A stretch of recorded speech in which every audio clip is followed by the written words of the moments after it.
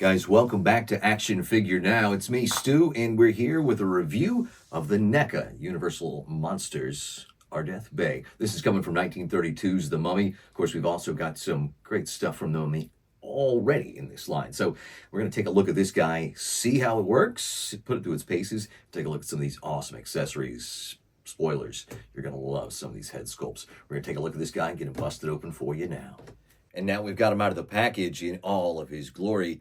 Boris Karloff as Ardeth Bay from The Mummy, and I gotta say, they've done a pretty good job. The likenesses are fantastic. Here, Boris Karloff himself, just amazing. That is him to a T, and they're doing a lot of great work just like this all across the line when it comes to the Universal Monsters. The likenesses are fantastic, especially the Bela Lugosi, which has always been a hard likeness to get. So we've got Ardeth Bay here. This is the form that you are actually going to see Karloff in for most of The Mummy. He's only in the bandages for the first little bit of the movie, maybe 3.5 minutes of screen time as the Mummy himself. He's really a sorcerer, and so this is the way he appears in order to try to get to the spirit of his lost love, Ankh-Sunamun. So all these accessories, absolutely appropriate to the film. You've got an oil lamp, which he uses when he's going to read the Scroll of Thoth, which is basically a document, the MacGuffin that they're using to kind of bring her back to life from the afterworld. Cane that he's got when he first makes his appearance to the Egyptologists and archaeologists there, and of course when he's getting ready to sacrifice Zeta Johann there near the climax of the movie, the hand. And then once that happens, of course, he starts to degrade. He starts to turn back into a mummy. So you've got his nice mummy decaying hands there they throw in a set, which are really great. And the ring itself, absolutely fantastic. A lot of great detail. And of course, the likeness is looking really good there.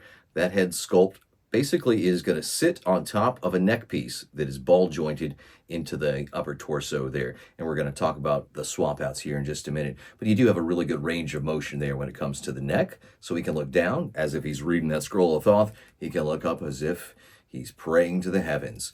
And when it comes to the shoulders, a decent range of motion. It's really all that you need and can expect from a figure that's in a robe like this. You've also got the joint there, ball joint at the elbow, so you'll get about 90 degrees, and you can go back down. And of course, the wrists in the peg, they'll have that joint that'll let you go in and out like that. The waist is pretty good for a ball joint. It's got a great range of motion. Again, lets you look down, lets you look up there in exaltation. When it comes to the legs, what do you do when it comes to a robe? It's a few options. You've either got a hard body typically that's here and then just two little pegs coming out, or you've got some hollow space inside and then they go down. They've kind of bridged the gap. So it's all one solid piece here, and it's not quite hollow, but it's not quite legs either. So basically it gives the effect of a decent weight for the figure, so it's not super heavy and clunky. But what they've done is they've given you basic leg pieces that'll pop out there, about maybe an inch coming out, and you've got the leg, and then just above what the ankle would be. There's no joint at the ankle, but they do have a ball there that'll give you a bit of range of motion. So this surface isn't necessarily the best for this guy. He stands up a little bit better when it comes to the hard surface. So if I was to put him here, you'd see a little bit easier for him to stand up, where on this surface can be a little bit difficult. But for the most part, you can get him in a pretty decent stance. What you really need to do for this figure. Again, if you got realistic expectations, you're going to have a really good time with it.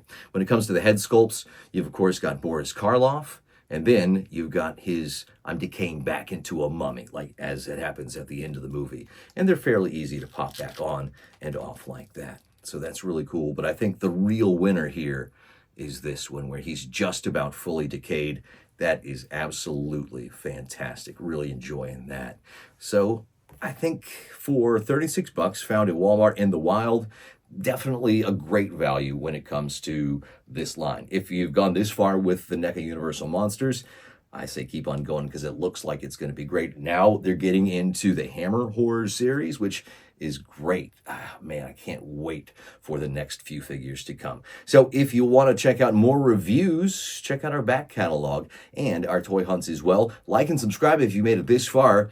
We appreciate you guys dropping by, and we'll see you on the next one.